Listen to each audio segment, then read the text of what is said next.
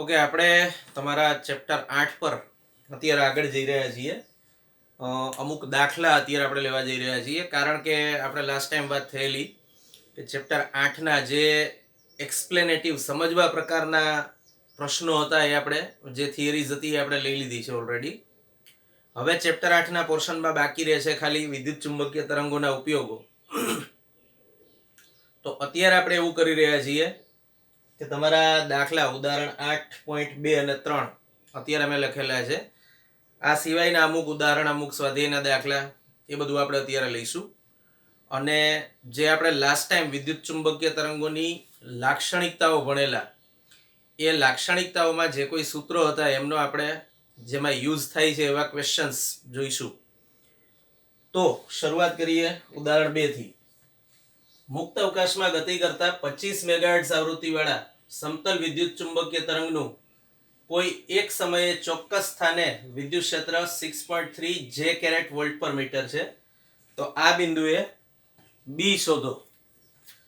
જો સૌથી પહેલી વસ્તુ તો તમને આપેલી ઇન્ફોર્મેશન આવૃત્તિ છે 25 મેગાહર્ટ્ઝ. પછી બીજી વસ્તુ વિદ્યુત ક્ષેત્રનું મૂલ્ય આપ્યું છે 6.3 જે કેરેટ, મતલબ કે વાય દિશામાં છે. આ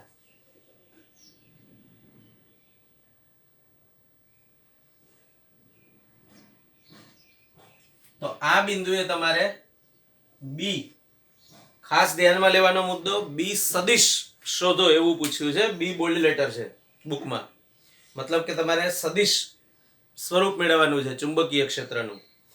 તો આપણે ગણતરી કરીએ ઉદાહરણ 8.2 ની. આપણે જાણીએ છીએ કે E by B બરાબર C થાય મૂલ્યો માટે. આપણે આવો સંબંધ લીધેલો છે. તમારે બી શોધવાનું છે, તો આના પરથી બી નું સૂત્ર મળે છે E by C. ફરીથી એકવાર યાદ રાખવાનું છે કે તમે જો આરએમએસ મૂલ્યો લો છો તો આ બંનેના આરએમએસ મૂલ્યો જ લેવાના. જો તમે મહત્તમ મૂલ્યો લો છો તો મહત્તમ લેવાના, અને તાત્ક્ષણિક લો છો તો બંનેના તાત્ક્ષણિક મૂલ્યો જ લેવાના.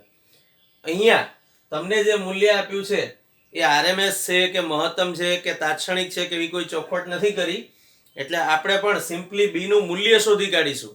બાકી માની લો કે તમને એવું કીધું હોત કે વિદ્યુત ક્ષેત્રનું આરએમએસ મૂલ્ય આટલું છે, તો તમને અહીંયા જે મળત એ બી નું આરએમએસ મૂલ્ય હોત. તમને એમ કીધું હોત કે આનું મહત્તમ મૂલ્ય છે બી નું, સોરી ઈ નું, તો તમને અહીંયા બી નું જે મૂલ્ય મળત એ પણ મહત્તમ મૂલ્ય મળત. તો હવે આપણે ઈ ની કિંમત મૂકી દઈએ. આમાં ખાલી કિંમત મૂકવાની છે 6.3 ભાગ્યા 3 ગુણ્યા 10 ની 8. તો આનું સાદરૂપ મળશે 2.1 ગુણ્યા 10 ની -8 ટેસ્લા. તો આપણને બી નું મૂલ્ય તો મળી ગયું, પણ હજુ આપણે બી ની દિશા પણ શોધવાની છે. તમને તો સદિશ બી પૂછ્યો છે, મતલબ કે તમારે દિશા શોધવી પડશે. તો દિશા શોધવા માટે આપણે એવી વાત કરેલી કે E ક્રોસ બી ની દિશામાં C હોય. આ સંબંધ આપણે લખેલો ફક્ત દિશા માટે, મૂલ્યો માટે નહીં. હવે તમને અહીંયા ચોખવટપૂર્વક આપેલું છે કે મુક્ત અવકાશમાં ગતિ કરતા વિદ્યુત ચુંબકીય તરંગનું વિદ્યુત ક્ષેત્ર વાય દિશામાં છે, અને એ પણ આપેલું છે રકમમાં કે એક્સ દિશામાં ગતિ કરતા, સોરી હું લખતા ભૂલી ગયો હતો. તો એક્સ દિશામાં ગતિ કરે છે, મતલબ કે આ દિશા તમને આપેલી છે સી ની, આઈ કેરેટ. બીજી વસ્તુ મેં કીધું એમ ઈ ની દિશા આપેલી છે જે કેરેટ. તો પછી દેખીતી વાત છે બી કે કેરેટ એટલે કે ધન ઝેડ દિશામાં જ હશે. તો તમે સદિશ સ્વરૂપે બી ના સદિશને આવી રીતે દર્શાવી શકો. બી બરાબર 2.1 ગુણ્યા 10 ની -8 કે કેરેટ ટેસ્લા. તો આ એક સિમ્પલ ગણિત છે જે તમારે યાદ રાખવાનું છે કે ઈ ક્રોસ બી ની દિશામાં સી હોય.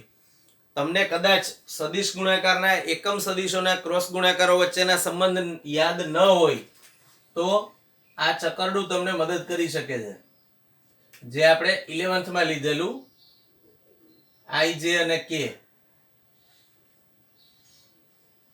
આ રીતે આપણે એક સર્કલ લખેલું જોઈ શકો છો કે અહીંયા આમ જુઓ તો સર્કલ પરથી જે ક્રોસ કે છે, તો જે ક્રોસ કે કરો તો જવાબ આઈ મળે.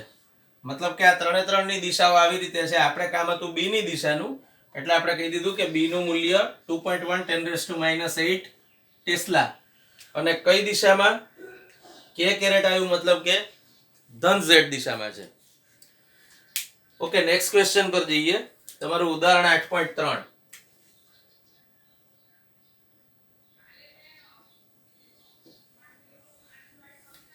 એક સમતલ વિદ્યુત ચુંબકીય તરંગમાં વિદ્યુત ક્ષેત્ર By બરાબર 2 × 10⁻⁷ sin 0.5 × 10³ x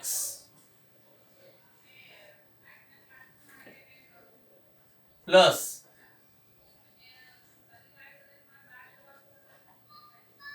1.5 × 10⁻11 t ટેસ્લા. આવું તમને સમીકરણ આપ્યું છે. તમને જે ઇક્વેશન અહીંયા આપ્યું છે એ જ મેં અહીંયા ફરીથી લખેલું છે.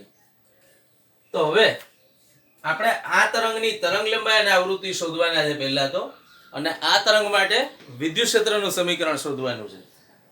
તો આ સમીકરણને હું પહેલા તો સરખાવી દઉં છું. આને by અથવા b બરાબર b0 sin kx plus omega t એની સાથે સરખાવી દઈએ, જ્યાં k છે તરંગ સદિશ અને ઓમેગા કોણીય આવૃત્તિ છે. હવે અહીંયા એક વસ્તુ યાદ રાખવાની કે આપણે b સદિશ સ્વરૂપે લખ્યું છે, એટલે હું અહીંયા જે કેરેટ એવું મૂકી શકું. તમને અહીંયા સ્પેસિફાઈ કરીને આપ્યું છે કે b નો y ઘટક એટલે લખવાની જરૂર નથી રહેતી, પણ મેં સદિશ સ્વરૂપે લખ્યું છે. બીજી રીતે કહીએ તો આ ખાલી મૂલ્ય છે અને મેં લખ્યો એ સદિશ છે.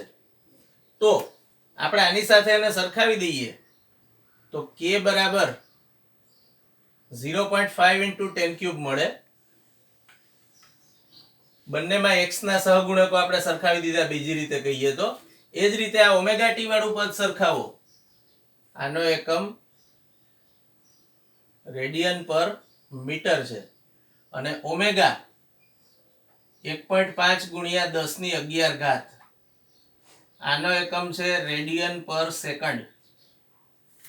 બંનેના એકમો ખાસ યાદ હોવા જરૂરી છે. તો 2π/λ equals to 0.5 × 10³. આના પરથી લેમ્ડાની કિંમત મળે 2π ભાગ્યા 0.5 × 10³. 2π એટલે 6.28, એટલે આ થશે 12.56 ગુણ્યા 10⁻³ મીટર. તો આ આપણો પહેલો જવાબ છે. આપણે લેમ્ડા શોધી કાઢ્યું. અને રાઉન્ડ ઓફ કરો તો આને તમે બુકમાં આપ્યું છે એ રીતે પણ લખી શકો છો. બુકમાં આપ્યું છે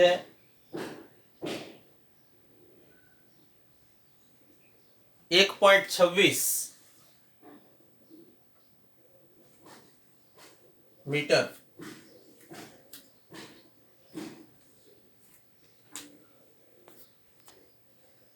જો કે 1.26 મીટર ના લખાય, એટલે આ બુકના જવાબમાં આપણે ભૂલ છે. આપણે જવાબ મેળવ્યો એ સાચો છે, ચિંતા ના કરો. અચ્છા, બીજી વસ્તુ શોધવાની છે આવૃત્તિ. તો આવૃત્તિ તમે આના પરથી શોધી શકો છો. મતલબ કે આવૃત્તિનું સૂત્ર જાણો છો, ઓમેગા બરાબર 2π ન્યુ. તો 2π ન્યુ બરાબર 1.5 10⁻11 મળ્યું. તો ન્યુ બરાબર થશે 1.5 10⁻11 છેદમાં 2π. આને સાદુરૂપ આપો એટલે તમને આવૃત્તિ મળી જશે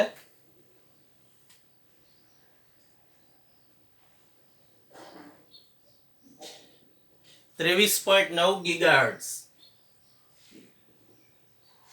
અથવા 23.9 ગુણ્યા 10⁹ હર્ટ્ઝ. આ તમને તરંગ લંબાઈ અને આવૃત્તિ બંને મળી ગયા. હવે આ તરંગ લંબાઈ આવૃત્તિ તો આપણે શોધી કાઢ્યા. હવે તમારે વિદ્યુત ક્ષેત્રનું સમીકરણ લખવાનું છે.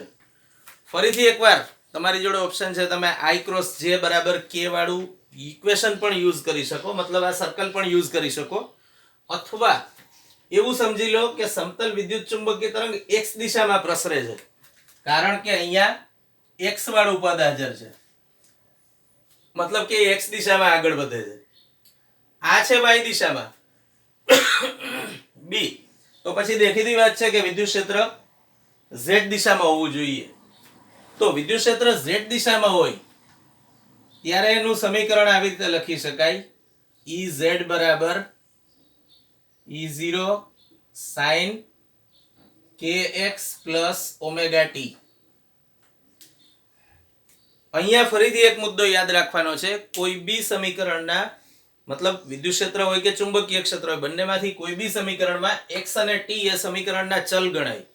તો સમીકરણના ચલ એઝ ઇટ ઇઝ રહે છે, જે બદલાશે એ વસ્તુઓ જુદા જુદા કેસમાં E0 જુદું જુદું હોઈ શકે, k અને ઓમેગા જુદા જુદા હોઈ શકે. જેમ કે પર્ટિક્યુલર આ તરંગ માટે k નું મૂલ્ય 0.5 10³ છે અને ઓમેગા નું મૂલ્ય 1.5 10⁻11 છે અને આ B0 છે.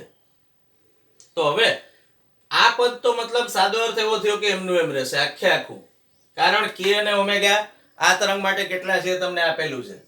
x અને t માં આપણે કશું ચેન્જ કરવાનું નથી, તો આટલો પોર્શન તો એમનો એમ રહેશે જે તમે અહીંયા લખ્યો તો. ખાલી E0 તમારે શોધવું પડશે. તો E0 શોધવા માટે પાછું આપણે સમીકરણ વાપરીશું E0/B0 = C. મેં તમને જે કીધું તું અહીંયા કે આ બંને મૂલ્યો જે તે સમયના લેવાના, એ જ વસ્તુ અહીંયા લાગુ પડી. જુઓ, મેં મહત્તમ મૂલ્ય લીધું તો બંનેનું મહત્તમ મૂલ્ય મળશે. તો E0 બરાબર CB0. આમાં C ની કિંમત 3×10⁸ અને B0 ની કિંમત તમને આપેલી છે અહીંયા 2×10⁻7. તો 2 તરી 6 ને આ તમને મળ્યું 60 વોલ્ટ પર મીટર. તો હવે ફાઇનલી આના પરથી તમને વિદ્યુત ક્ષેત્રનું સમીકરણ મળ્યું, E બરાબર Ez k કેરેટ. એમાં Ez એટલે E0 મતલબ કે 60 જે આપણે શોધ્યું છે, sin kx plus omega t વાળું પદ આખું એમનું એમ રહેશે, એટલે 0.5 × 10³ x plus 1.5 10⁻11 t વોલ્ટ પર મીટર. અને આપણે સદિશ સ્વરૂપે લખ્યું છે એટલે આપણે અહીંયા k કેરેટ પણ મૂકવો જોઈએ. તો અગેન આ બે દાખલાઓ પરથી શું સમજવાનું છે? સૌથી પહેલી અને સૌથી અગત્યની વાત, 3 E, B અને C ની દિશા આના પરથી નક્કી થાય અને એમની દિશાઓ વચ્ચેનો સંબંધ E ક્રોસ B = C, એટલે કે તરંગ પ્રસરણની દિશા આવો છે. બીજી વાત કે તમે આ સમીકરણમાં જે મૂલ્યો લેશો એ E અને B ના આનુષંગિક મૂલ્યો લેશો, મતલબ E નું તાત્ક્ષણિક મૂલ્ય હોય તો B નું પણ તાત્ક્ષણિક મૂલ્ય, એ જ રીતે મહત્તમ અને RMS મૂલ્ય માટે. ત્રીજી વસ્તુ, જરૂરી નથી કે તમને ક્વેશ્ચનમાં સ્પેસિફિકલી આપ્યું હોય કે દિશાઓ કઈ છે. જેમ કે જો અહીંયા સ્પષ્ટ રીતે આપ્યું છે કે x દિશામાં ગતિ કરે તરંગ અને વિદ્યુત ક્ષેત્ર y દિશામાં છે, પણ અહીંયા આ x દિશામાં છે એવું ચોખવટપૂર્વક નથી આપ્યું. એ તમારે સમીકરણ જોઈને સમજવાનું છે કે આ x દિશામાં છે. ચુંબકીય ક્ષેત્ર y દિશામાં છે એવું દર્શાવવા માટે અહીંયા by લખ્યો છે. તો આ બધી બાબતો એવી છે કે જે આપણે ધ્યાનમાં રાખવી જોઈએ. કોઈ પણ વિદ્યુત ચુંબકીય તરંગમાં દિશાઓ કઈ રીતે નક્કી થાય એ સીધે સીધું કદાચ ન પણ આપ્યું હોય તો આપણે આ રીતે હિસાબ કરીને જોઈ લેવાનું, કોઈ રોકેટ સાયન્સ નથી.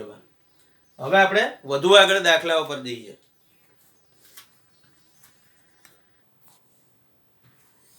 તો હવે તમારું ઉદાહરણ 8.4 આવે છે.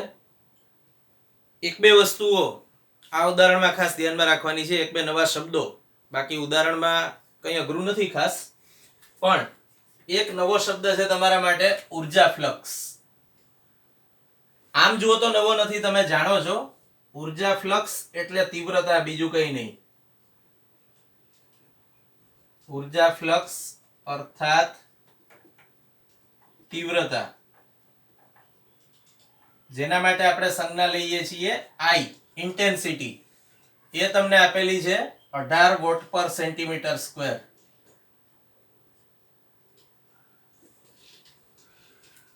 18 વોટ પર સેન્ટીમીટર સ્ક્વેર ઉર્જા ફ્લક્સ વાળો પ્રકાશ એક અપરાવર્તક સપાટી પર લંબ રૂપે આપાત થાય છે.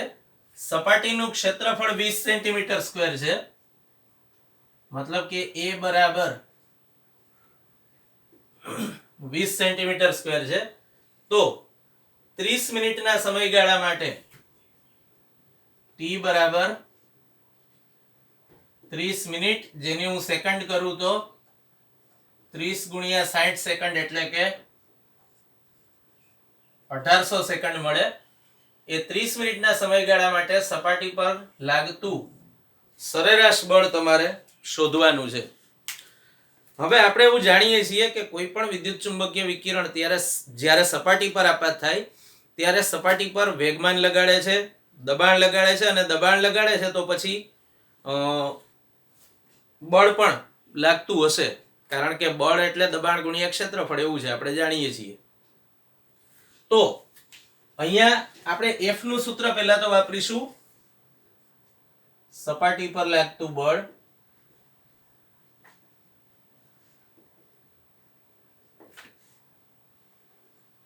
F બરાબર delta P by delta T. ન્યૂટનનો ગતિનો બીજો નિયમ છે આ. ડેલ્ટા P વેગમાનનો ફેરફાર છે અને ડેલ્ટા T સમયગાળો છે. હવે સપાટીને મળતું વેગમાન ડેલ્ટા P કેટલું છે એ ગણવા માટે આપણે ધ્યાનમાં લઈએ આ બાબત. સંપૂર્ણ અપરાવર્તક સપાટી પર લંબ રૂપે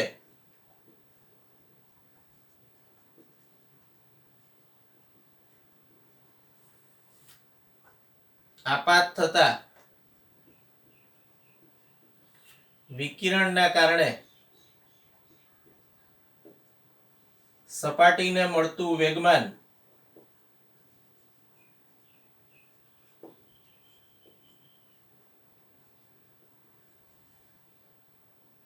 એને આપણે ડેલ્ટા P એવું નામ આપ્યું છે, જે આપણે અહીંયા ગણીશું. તો delta P equals to U/C થાય એવું આપણે લાક્ષણિકતાઓમાં ભણી ગયા. જો મેં તમને પહેલા કીધું કે આપણે લાક્ષણિકતાઓ પર આધારિત દાખલાઓ લઈ રહ્યા છીએ. આ બંને સમીકરણો આપણે લાક્ષણિકતાઓ વખતે પણ જોયેલા જ છે. તો ડેલ્ટા P બરાબર U/C. આને હું નંબર આપી દઉં છું 2. મતલબ કે મારે પહેલા તો U શોધવું પડશે. અહીંયા શું છે, જ્યાં U એ આપાત વિકિરણમાંથી મળતી ઉર્જા છે. જો કે બીજી એક વસ્તુ પણ ધ્યાનમાં રાખવાની, આ સમીકરણ ત્યારે જ સાચું છે જ્યારે વિકિરણ લંબરૂપે આપાત થતું હોય. જો લંબરૂપે આપાત ન થતું હોય તો પછી તમારે સપાટી પર આપાત થતા વિદ્યુત ક્ષેત્ર અને ચુંબકીય ક્ષેત્રના ઘટકો ધ્યાનમાં લઈને આગળ વધવું પડે. જો કે એ ગણતરી આપણા સિલેબસમાં નથી. આપણે લંબરૂપે આપાત થતું એક જ કિસ્સો વિચારવાનો છે, એટલે હાલ પૂરતી એની ચિંતા નથી, પણ જાણમાં રાખવું. તો ડેલ્ટા P બરાબર U/C. હવે મારી જોડે U હોવું જોઈએ, સાદો હિસાબ. આપણને આપ્યું છે મૂલ્ય તીવ્રતાનું. હવે તીવ્રતાનું સૂત્ર આપણે જાણીએ છીએ, ઉર્જા ભાગ્યા ક્ષેત્રફળ ગુણ્યા સમય. એ આપ્યું છે 18 વોટ પર સેન્ટીમીટર સ્ક્વેર. આના પરથી u નું ઇક્વેશન મળે 18 AT વોટ પર સેન્ટીમીટર સ્ક્વેર. તો હું કિંમતો મૂકી દઉં. u બરાબર 18, a એટલે ક્ષેત્રફળ 20 સેન્ટીમીટર સ્ક્વેર અને t એટલે 1800 સેકન્ડ.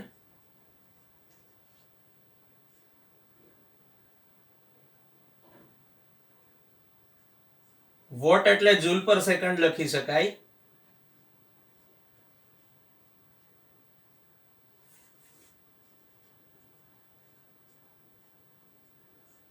જો મેં અહીંયા મૂલ્યો એકમો સહિત મૂક્યા છે, કદાચ એવું કન્ફ્યુઝન થાય કે સેન્ટીમીટર સ્ક્વેર ના મીટર સ્ક્વેર કેમ ન કર્યા, તો ખબર પડે કે અહીંયા સેન્ટીમીટર સ્ક્વેર તો આમે ઉડી જશે, આ સેકન્ડ પણ ઉડી ગયો. જો તમને ફાઇનલી ખાલી જૂલ મળ્યો એકમમાં, મતલબ કે યુ નું મૂલ્ય તમને આના પરથી મળશે 6.48 ગુણ્યા 10⁵ જૂલ.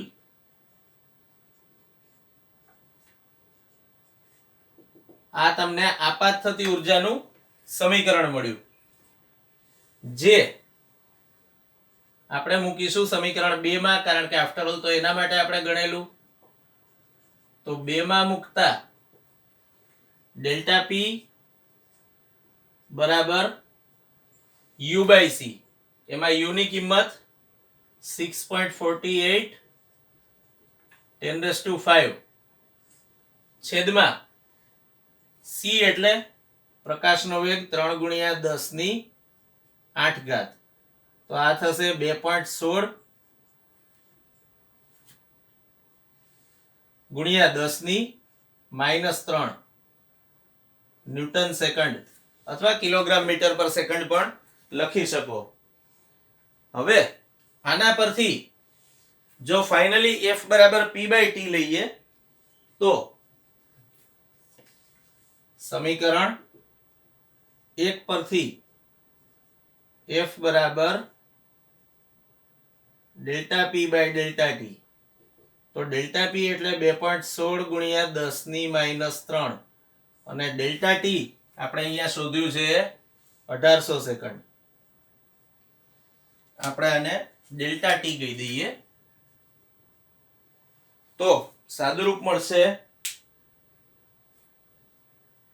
1.2 ગુણ્યા 10⁻6 ન્યૂટન, જે આપણો ફાઇનલ આન્સર છે. પણ તમને છેલ્લે એક સેન્ટેન્સ બીજું આપ્યું છે, જો સપાટી સંપૂર્ણ પરાવર્તક હોત તો કેવી રીતે તમારું પરિણામ સુધારશો. તમને જ્યારે વિદ્યુત ચુંબકીય તરંગોની લાક્ષણિકતાઓ ચલાવી ત્યારે મેં એવું એક વસ્તુ સમજાવી હતી લાસ્ટ લેક્ચરમાં જ, કે સપાટી જ્યારે સંપૂર્ણપણે અપરાવર્તક હોય, મતલબ સંપૂર્ણપણે વિકિરણનું શોષણ થતું હોય, ત્યારે આ સૂત્ર ડેલ્ટા પી બરાબર u બાય c થાય. પણ ધારો કે તમને જે છેલ્લે પૂછ્યું છે સંપૂર્ણ પરાવર્તક સપાટી હોય, તો સંપૂર્ણ પરાવર્તક સપાટી માટે તમારે આ સમીકરણ લેવું પડે, ડેલ્ટા પી બરાબર 2u બાય c, આના કરતા ડબલ.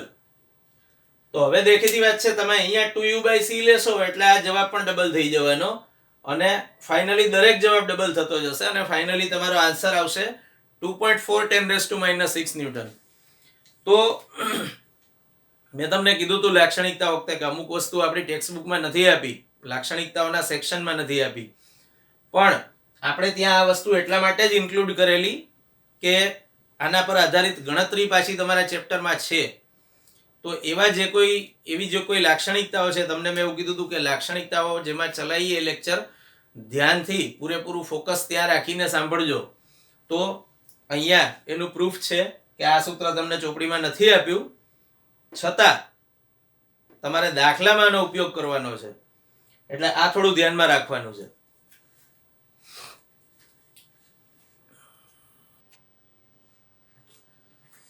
ઓકે, તો વધુ આગળ આવે છે તમારા સ્વાધ્યાયના દાખલા 3, 4, 5 અને 6. યુ કેન સી એક જ બોર્ડ પર લખેલા છે, બહુ શોર્ટ દાખલા છે. એટલે પહેલા વહેલી તો સૂચના એ કે આ દાખલાઓ તમને 2 માર્કમાં કે 3 માર્કમાં પૂછાય એવા ચાન્સીસ બહુ ઓછા છે. તમને આ કોઈ પણ ક્વેશ્ચન આ 4 માંથી તમને એમસીક્યુ તરીકે અથવા વીએસક્યુ તરીકે પૂછી શકાય છે એક્ઝામમાં. આ થોડું ધ્યાનમાં રાખજો. હવે પહેલા વહેલું એ પૂછ્યું છે કે 10 - 10 મીટર તરંગ લંબાઈ વાળા ક્ષ કિરણો, 6800 એંગસ્ટ્રોમ તરંગ લંબાઈ વાળા રાતા પ્રકાશ અને 500 મીટર તરંગ લંબાઈ વાળા રેડિયો તરંગો માટે કઈ ભૌતિક રાશિ સમાન છે? તો આપણે વિદ્યુત ચુંબકીય તરંગોની લાક્ષણિકતાઓ વખતે એવું જોયેલું કે આ બધાની ઝડપ નિશ્ચિત માધ્યમમાં ઝડપ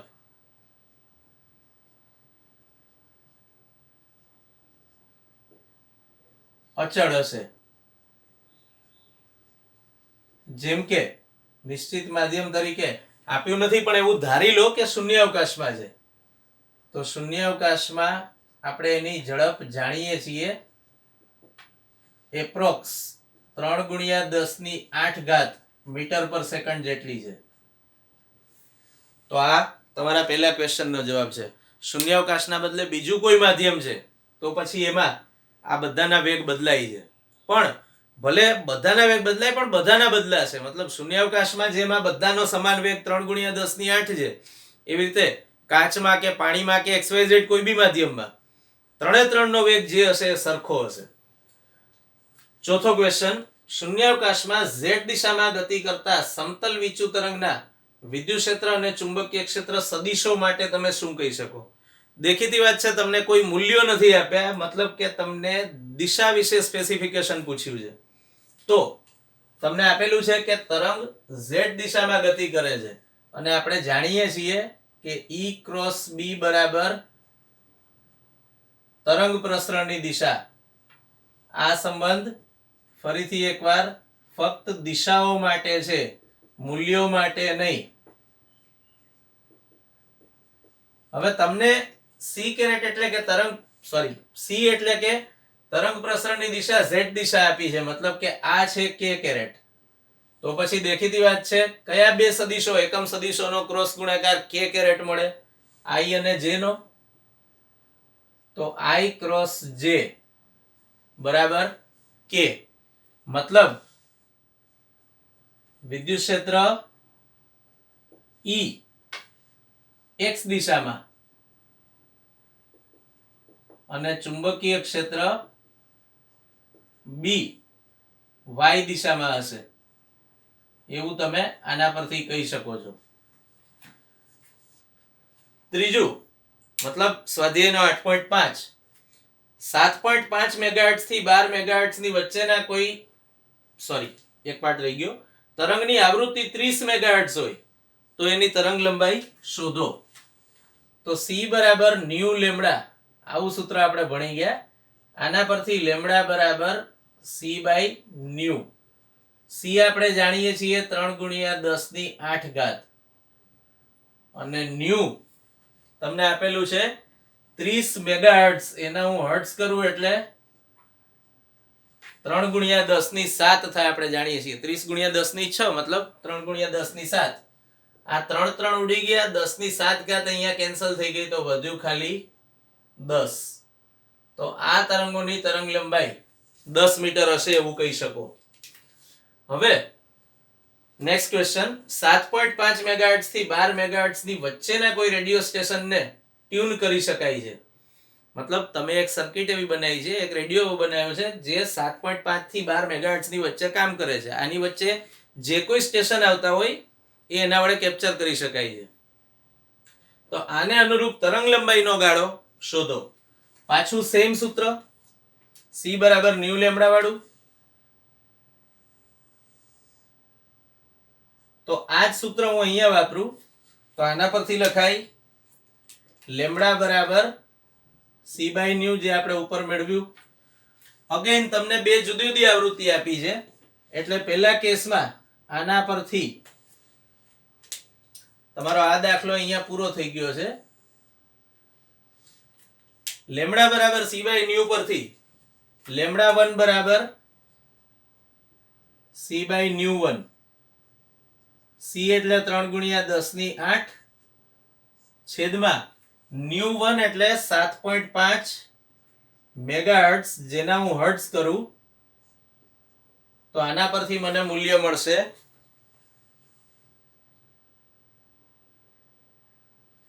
40 મીટર.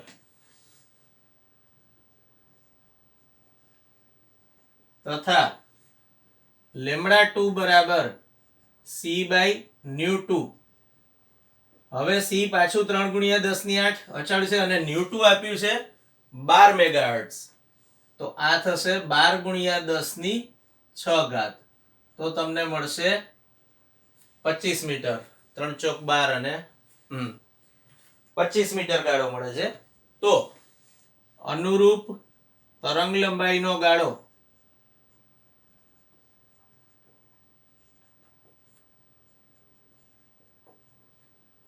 મીટર થી 40 મીટર હશે એવું કહી શકાય. અને રહી વાત લાસ્ટ ક્વેશ્ચનની, સરેરાશ સંતુલન સ્થાનની આસપાસ 10⁹ હર્ટ્ઝ આવૃત્તિથી દોલન કરતો વિદ્યુતભાર ધરાવતા દોલક વડે ઉત્પન્ન થતા વિદ્યુત ચુંબકીય તરંગોની આવૃત્તિ શોધો. જો આપણે એવું જોઈ ગયા કે દોલન કરતો વિદ્યુતભાર જે અહીંયા આપ્યું છે, આ દોલન કરતો વિદ્યુતભાર એ પ્રવેગિત ગતિ કરે છે એવું કહી શકાય. અને પ્રવેગિત ગતિ કરતો વિદ્યુતભાર હંમેશા વિદ્યુત ચુંબકીય તરંગનું ઉત્સર્જન કરે.